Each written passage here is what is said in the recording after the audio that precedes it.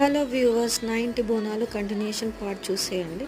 ఇక్కడ నా హస్బెండ్ బోనం బయటికి తెస్తున్నాడు నాకు ఎత్తడానికి. చాలా ఇయర్స్ తర్వాత మా ఇంట్లో బోనం ఎత్తుకుంటున్నా. లాస్ట్ టైం ప్రెగ్నెంట్తో ఉండే, అంతకు ముందుకు 2 ఇయర్స్ మాకు పండుగ లేకుండా ఈ ఇయర్ ఎత్తుకుంటున్నా. చాలా హ్యాపీగా ఉంది. మా వరుతల్లి వచ్చినాక ఇదే ఫస్ట్ బోనం అన్నమాట. ఇక్కడ నా హస్బెండ్ బోనం ఎత్తి బోనానికి వాటర్ సాకపోస్తున్నారు. వాటర్ సాకపోసిన తర్వాతకి కాలు మొక్కుతారనమాట. ఎవరైనా మొక్కుతారు.